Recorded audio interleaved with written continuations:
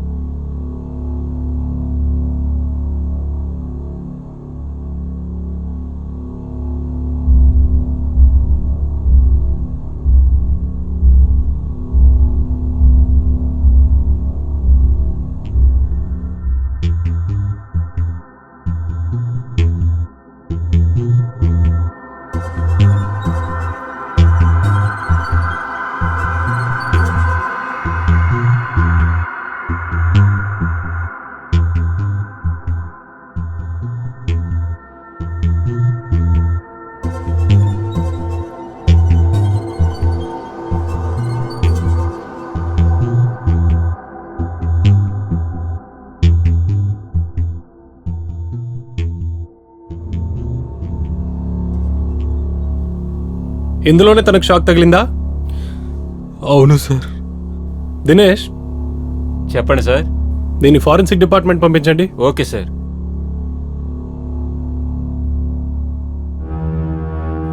మీరే నాకు కాల్ చేశారా? మీరేమవుతారు? నేను తనకి భర్తను సార్. తను మా అమ్మ, ఇక ఆయన మా నాన్నగారు సార్. మీ పేరేంటి? నా పేరు గోపాల్ సార్. మీరు రండి, మిమ్మల్ని కొంచెం విచారించాలి. Yes sir. Dinesh, yes sir. అంబులెన్స్కి ఫోన్ చేయండి. Okay sir. బాడీ రిపోర్ట్స్ అన్ని రెడీ చేసి పోస్ట్ మార్టంకి పంపించండి. పంపిస్తా సార్. అలాగే ఫోరెన్సిక్ డిపార్ట్మెంట్ కూడా ఇన్ఫార్మ్ చేయండి. ఇదంతా ఎప్పుడు ఎలా జరిగింది?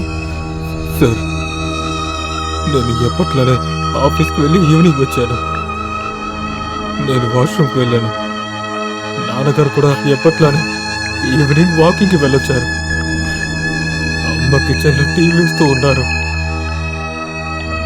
తర్వాత నా వైఫ్ ఇక్కడే ఈ టేబుల్ ఐరన్ చేస్తూ ఉంది. నేను వాష్రూమ్ నుంచి వచ్చి చూడగానే షాక్ అయ్యాను. చూస్తే తన ఇలా కింద పడిపోయి ఉంది. నేను వేగంగా పరిగెత్తుకుంటూ వచ్చి ఆ ప్లగ్ని లాగేశాను. కానీ తను ఈలోపే చనిపోయింది సార్. ఆ తర్వాతే సార్ నేను మీకు కాల్ చేశాను.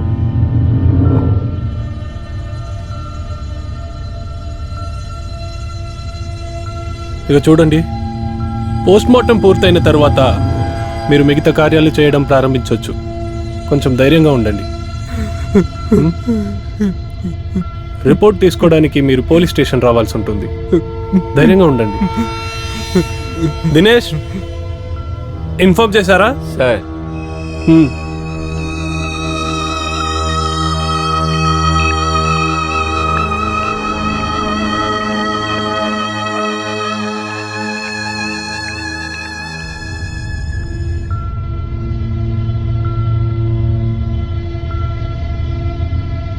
సార్ ఆ అమ్మాయి పోస్ట్ మార్టం రిపోర్ట్ వచ్చింది సార్. సార్ ఆ అమ్మాయికి కరెంటు షాక్ తగలటం వల్ల గుండె ఆగిపోయి చనిపోయిందని వచ్చింది సార్.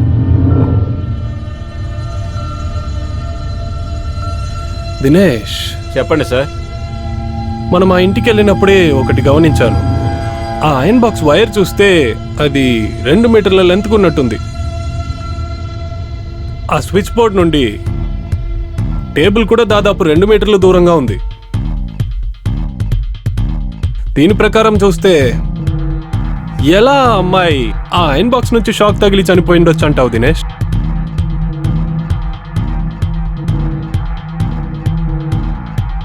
అవును సార్, మీరు చెప్పింది నిజమే. దినేష్, దీన్ని చూస్తే వేరేదో విషయం ఉన్నట్టుంది.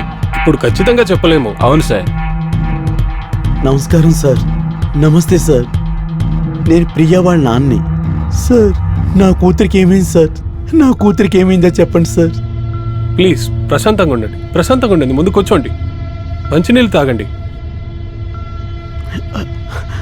కంగారు పడకండి. ఇప్పుడు నిదానంగా చెప్పండి. సార్, ఏం జరిగిందో చెప్పండి. నా కూతురిని వీళ్ళందరూ కలిపి చంపేశారు సార్. నా కూతురిని వీళ్ళే హత్య చేశారు సార్. నా కూతుర్ని చాలా కష్టపెట్టారు సార్. ఇవ్వాల్సినంత ఇచ్చేసాను సార్. అయినా కానీ మా అమ్మాయిని చంపేశారు సార్. మీరే ఎలాగ న్యాయం చెయ్యాలి సార్. సార్, మా అమ్మాయిని అప్పుడప్పుడు కొడతారంట సార్. చాలా టార్చర్ చేస్తారంట. వాళ్ళు నాతోనే చెప్పారు సార్, ఆస్తి ఇవ్వకపోతే మీ అమ్మాయిని చంపేస్తామని అన్నారు సార్. ఇప్పుడు నేను చంపేశారు సార్. మా అమ్మాయికి న్యాయం జరగాలి. మీ వల్లే సాధ్యం అవుతుంది చూడండి సార్. సార్, మీరు ధైర్యంగా ఉండండి. కాస్త ప్రశాంతంగా ఉండండి. దీనికి సంబంధించి ఒక కంప్లైంట్ ఇవ్వండి. నేను వెంటనే యాక్షన్ మీకు తీసుకుంటాను. పుణ్యం ఉంటుంది సార్. మీకు రుణపడి ఉంటాను సార్.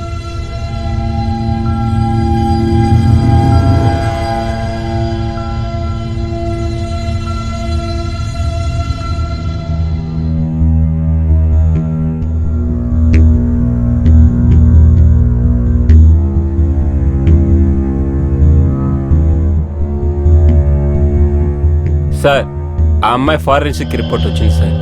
ఆ ఫారెన్సిక్ రిపోర్ట్లో ఏముందంటే ఆ అమ్మాయి చేతిలో కొన్ని ఆధారాలు ఉన్నాయి సార్.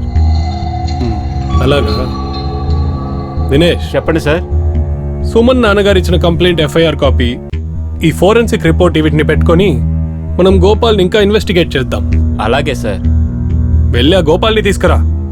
Okay sir.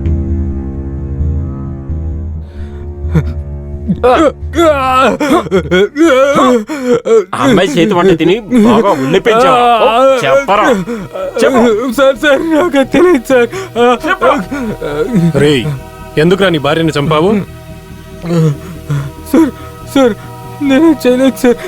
నిజంగానే చెప్తున్నాను సార్. నాకేం తెలియదు సార్. ఏం తెలీదా? చెప్పు.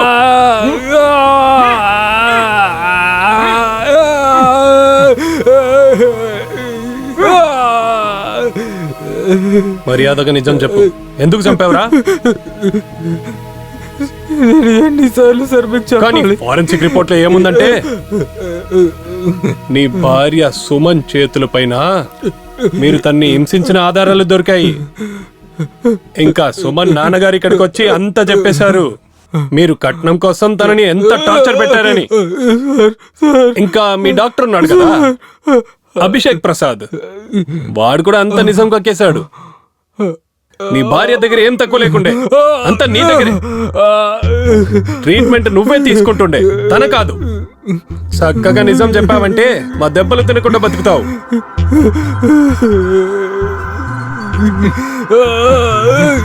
దినేష్, కొట్టు వీణ్ణి. సార్ సార్ సార్ వద్దు సార్, వద్దు సార్. చెప్తాను సార్, చెప్తాను చెప్తాను చెప్తాను సార్. నిజం చెప్పు, చేసిందంతా ఒప్పుకో. నేను సార్ చెప్తాను సార్, అంతా చెప్తాను మీకు. మేము డబ్బు కోసం తనని రోజు టార్చర్ చేస్తూ ఉండేవాళ్ళం సార్.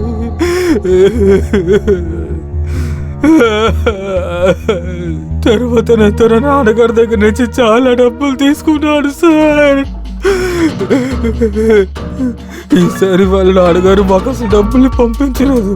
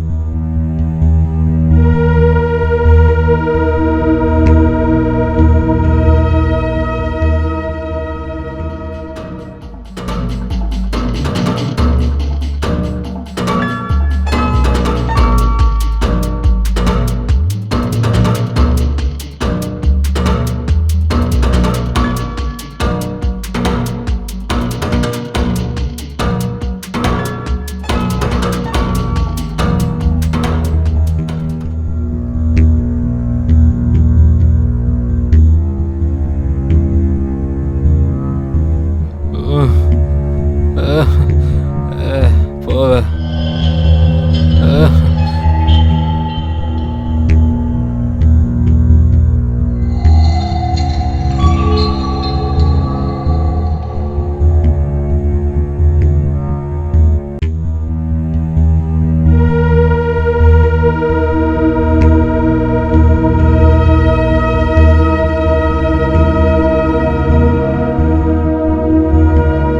మీరేంటండి ఈ షర్ట్ వేసుకున్నారు? షర్ట్ చూసారా ఎలా నలిగిపోయి ఉందో? నాకు ఇచ్చుంటే నేను ఐరన్ చేసి ఇచ్చేదాన్ని కదా. సరే ఓకే, షర్ట్ విప్పివ్వండి, నేను ఐరన్ చేసి ఇస్తాను. ఇలా చూడు, నేను నీతో ఎన్నిసార్లు చెప్పానే, నేను ఆఫీస్కి వెళ్ళడానికి ముందు నా మొహం ముందు నిల్చోక చెప్పానా లేదా? తర్వాత నాకు ఈ ఫార్మాలిటీస్ అంటే చెడ్డ చిరాకు, అర్థమైందా? నాతో మాత్రమే మీరు ఎందుకు ఇలా మాట్లాడుతున్నారు? ఇంత రూడ్గా ఎందుకు? మీరు నాకు తెలియని వ్యక్తా ఏంటి? నువ్వే తెలుసుకోవక్కర్లేదు, నేను నీకు డివోర్స్ ఇవ్వబోతున్నాను, అర్థమైందా?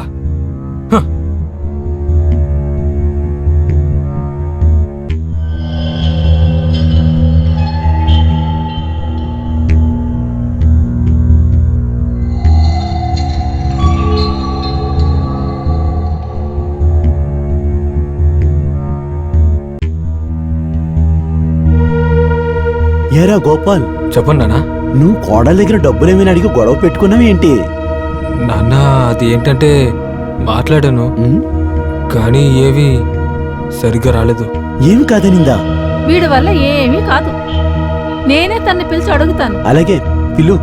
ప్రియా, ప్రియా, కూర్చో. ఏమైంది ప్రియా? డబ్బుల గురించి మీ నాన్నతో ఏమైనా మాట్లాడావా? అత్తయ్య, దీని గురించి ఎలా మాట్లాడాలో నాకు అసలు అర్థం కావడం లేదు. ఇందులో ఏంటమ్మా నువ్వు బాధపడుతున్నావు? ఇచ్చేది మీ నానే కదా. మెడలో తాళి కట్టినప్పుడు ఇవ్వరా ఏంటి?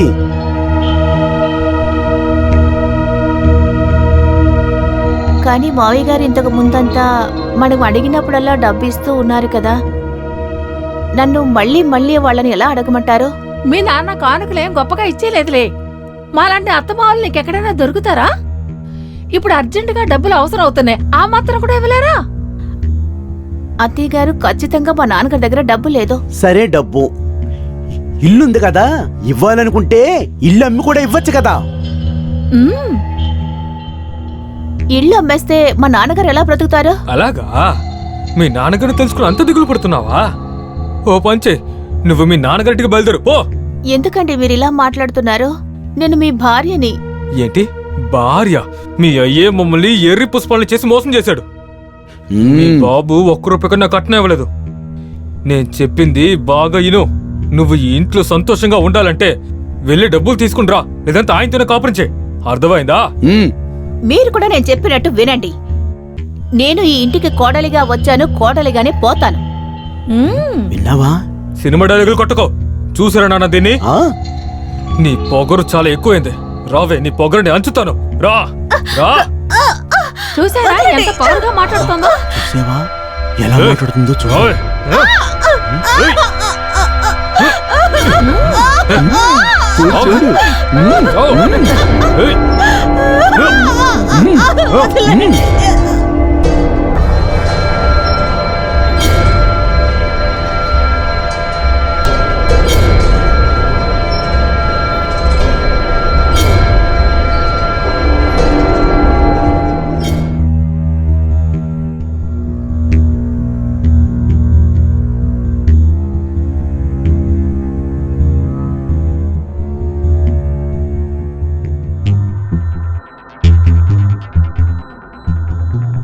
వర్మగారు ఏం చెప్పారంటే వాళ్ళ అమ్మాయికి డైవోర్స్ అయిందని చెప్పారు.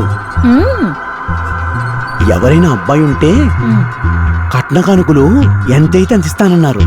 సపోజ్ తనకు గోపాల్తో పెళ్లి జరగకుండా ఉండుంటే వర్మ కూతుర్నే మన అబ్బాయికి ఇచ్చి పెళ్లి చేసి ఉండేవాళ్ళం. సరే వదులు, అప్పుడు జరగకపోతే ఇప్పుడు జరిపిద్దాం. ఇప్పుడేం మించిపోయింది? ఏంటి నాన్న, ఏమైనా మాట్లాడుతూనే ఉంటారా? ప్రియా నాకు డివోర్స్ ఇస్తేనే కదా ఇవన్నీ మనం చేయగలం. తను నీకు డైవర్స్ ఇవ్వనే వదు. ఈయనేదో చెప్పాలనే చెప్తున్నాడు కాబోలు. వెనకటికి ఏదో చెప్తారు కదా, ఒకవేళ బ్యాగు లోపల బట్టలు పెట్టలేకపోతే. అది ఎలా పెట్టాలో నాకు బాగా తెలుసు.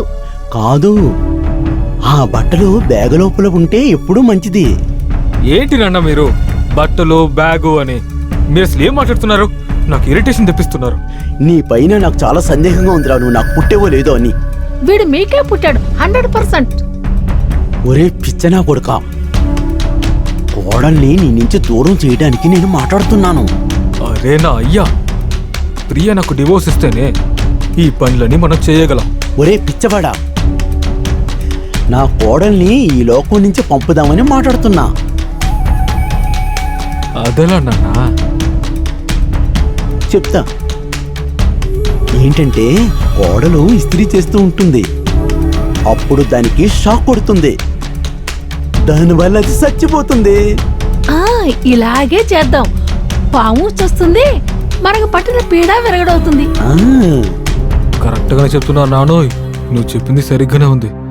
ప్రియాకి కరెంట్ షాక్ కొట్టినట్టు కొట్టించి దాని పీడ వదిలించుకుందాం, ఏమంటారు? ఉమ్, ఆ పోలీసుల దగ్గర ఏం చెప్పాలంటే అది కరెంట్ షాక్ కొట్టి పోయిందని చెప్తాం. ఉమ్. సరే సరే, ఇప్పుడు చెప్పండి, దాని గ్యారంటీ ఏంటి? వర్మ తన కూతుర్ని మన గోపాలకిచ్చి పెళ్లి చేస్తాడని.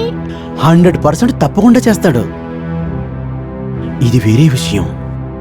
వర్మ ఏం చెప్పాడంటే వాడు కూతురు గర్భవతి అయిందంట. పెళ్లి కొడుకు ఎలా ఉన్నా పర్వాలేదంట.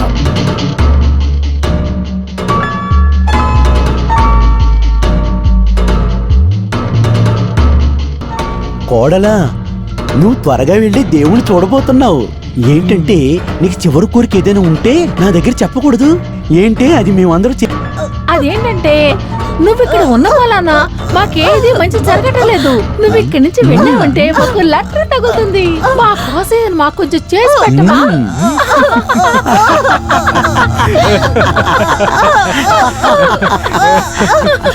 ప్లీజ్ నన్ను వదలండి, నన్ను వదిలేండి.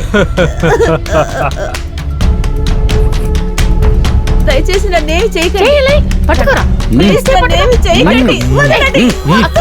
నన్నేం చేయకండి. వదలండి. వదలండి. అలాగే నన్నేం చేయకండి. వదలండి. నన్ను వదలండి. ఎందుకు చేతులు లాక్కుంటున్నా ప్లీజ్ నన్ను వదలండి. నన్ను వదిలేయండి.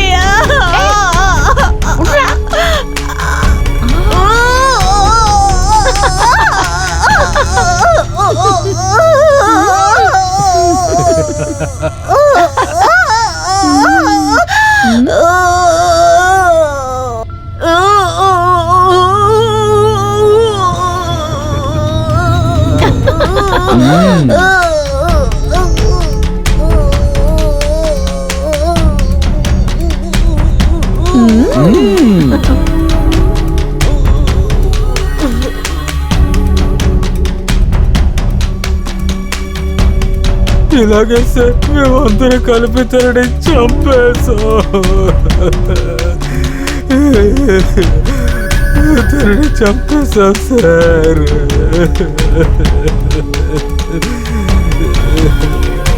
సార్ మా అమ్మ నాన్న ఆశపడింది ఏమిటంటే నేను ఇంకొక పెళ్ళిని చేసుకోవాలని. అలా చేస్తే మాకు కట్నం ఎక్కువ వస్తుందని సార్, అందుకే చేశారు. దినేష్ సార్, వీడిని కోర్టుకి తీసుకెళ్ళడానికి ఏర్పాట్లు చేయి. ఇంకా వీడి తల్లిదండ్రులను కూడా తీసుకురా. అలాగే సార్. అలాగే సార్.